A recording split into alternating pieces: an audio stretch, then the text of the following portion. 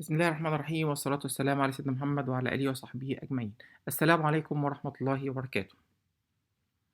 First of all, I'd like to thank the organizing and scientific committee of the 35th Annual Congress Faculty of Medicine, Tanta University 7th International Conference for inviting me to give this talk in the Tanta International Medical Education Conference 2, Time 2. The title of this talk is The Role and Establishment of Assessment Unit in Medical Education. By the end of this talk, inshallah, you will be able to recognize the need of establishing assessment unit, recognize the role of assessment unit, identify the human and the physical resources for establishing this assessment unit, and recognize different naming process and organizational structure for assessment unit. The last but not the least, to explain how assessment unit could effectively contribute to the assessment in health colleges.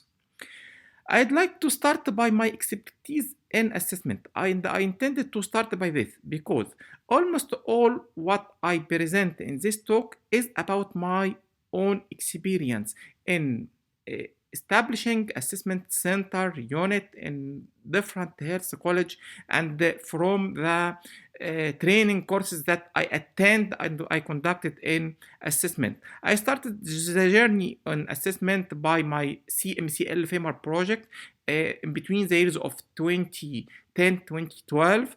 Then I became a member of assessment committee in Faculty of Medicine, King Abdulaziz University for 3 years.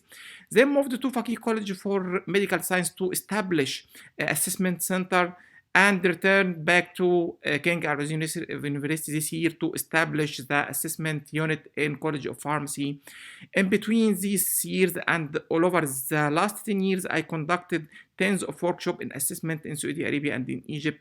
And finally, I'm honored to be a faculty member in ASU-MENA-FRI fellowship and in charge for the assessment part from 2018 till now. And this is my CMSCL FEMAR project, which conducted in College of Medicine, King Abdulaziz University for 2 years, a 6-steps approach for developing standardized assessment in Faculty of Medicine. So let us start by talking about the needs for establishing assessment units. Did you agree with me that assessment drive learning, the common quote from Miller? I think all of us agree, but let us agree that good assessment drives good learning, not any assessment and not any learning we need. So, what are the criteria for good assessment? It is the utility formula. I liked it too much. U equal reliability multiplied by validity, educational impact, cost, and acceptability. And by the way, it is not mathematical formula.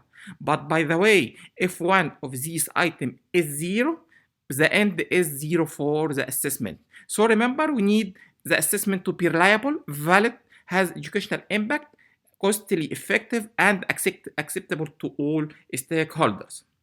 So, how to ensure that we have a good assessment with all these criteria? To be simply and in summary, we need two processes: internal verification, which is internally conducted in the college, and external verification, which is mainly by external examiner. And so, which body will be responsible to ensure that we have a good assessment? It is the assessment, could be center, unit, committee. And by the way, I moved with the 3 names. Sometimes in certain colleges, it's the assessment unit or center or committee. So, what is the expected roles of assessment unit? The assessment unit to perform internal verification of assessment and coordinate for external verification, develop all policies and procedures related to assessment, provide expert consultation in assessment, conduct faculty development in assessment, orient college and the faculty about the new trend in assessment, conduct research in assessment, and finally prepare the annual report about assessment process in the college. What we mean by internal verification? It is a process that includes revising course learning outcomes, development of test blueprints, selecting and constructing assessment tool in alignment with CLO, course learning outcomes, and evaluate the test item construction using a structured checklist, conducting item analysis for written and quality metrics for practical and clinical examination, supervising the process of grade auditing by an independent faculty member, and preparing report for internal verification, and I like to call it REVA, report of internal verification of assessment. This is some example of assessment policy that could be developed by assessment unit. Assessment policy, blueprint policy, formative assessment policy, OSCE, OSB policy, internal verification, external verification, portfolio policy, writing MCQ policy, and assessment of learning outcome policy. And this is some example of faculty development that could be organized by assessment unit. Item writing, all types of item, OSB and OSCE design, item evaluation for written and practical or clinical, workplace-based assessment, giving constructive feedback, using portfolio for assessment, building question bank, using technology in assessment. Let us move now to the organizational structure of assessment unit. But before this, let us go through the rules and responsibilities of assessment. If we go through the BEDICA cycle, which is familiar to everyone who working in quality, if we see the examination that pass through four stages, start by the pre-examination phase. The responsibility will be the assessment unit and department. The examination phase, which is mainly related to the examination unit or examination committee and educational affairs and department. The post-examination one, assessment unit and department, which include item analysis, quality metrics, and finally the post-examination two, which is mainly related to the quality unit, higher quality authority, and department. By the way, this slide may need more than half an hour to explain each step, but I just put here in my presentation to see that we have different parties are responsible for assessment. Here, assessment unit is only responsible for pre-examination phase and post-examination one. Examination committee is responsible for the second stage, and the quality unit is responsible for the last stage. And I intend to put this to explain some issues related to organizational structure. So, assessment unit could be directly related to the dean, and I prefer this in the forming, storming, and norming stage, in the early stage of developing assessment unit. Then it could be directly related to one of the vice dean, especially in the performing stage. It could have its independent identity or part of medical education department. But please, it couldn't be part of quality unit, it couldn't be part of examination unit or committee. And again, remember this to know why assessment unit couldn't be part of examination committee or quality unit. Okay, so this is the suggested organizational structure of assessment, and I prefer this, and I work in this structure in two colleges, especially at start. The dean, and as you see here, the assessment unit and the medical education department are the wings for ensuring the well structuring of assessment and curriculum. Then we go through department representative, member from departments. Later on, we can dean, then one of the vice dean, then the same structure. This is also called work, but not at the early stage, because at early stage, assessment unit need power and need support from high authority, especially the dean. Okay. Regarding the space for assessment unit, it would be good if there is a protected space for assessment unit. Okay? Because faculty member will know about it. It will reflect its importance. Meeting, consultation, and discussion about assessment could be conducted in it.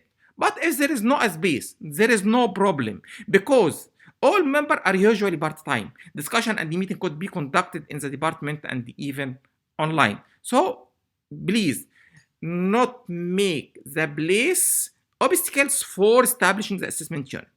Okay? Let us go to the membership of assessment unit. The director or head or chairman prefer to be expert in medical education, prefer to be certified, expert in assessment, also prefer to be certified. Most important, leadership attributes, especially team building and engagement.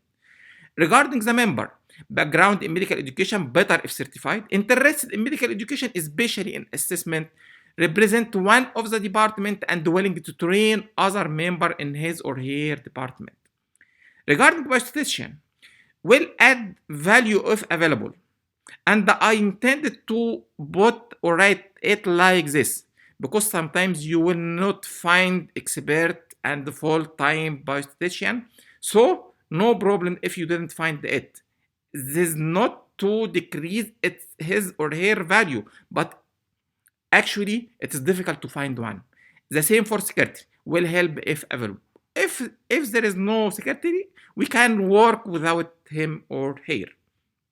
Okay, the last but not the least, about the report of assessment units. Summary of all REVA. You remember REVA? Report of Internal Verification of Assessment. KPIs analysis. Oh, we didn't speak before about KPIs. Let us explain some of KPIs. Summary of faculty development in assessment. Action plan for improving assessment in the college. Here some of the KPI. Percentage of courses which developed the blueprint for their examination. Expected 100%, no tolerance. Percentage of course which their exam were revised by structured checklist, also expected 100%. Percentage of course which item analysis and the quality metrics were performed for their exam, also 100%. Percentage of course which were externally verified.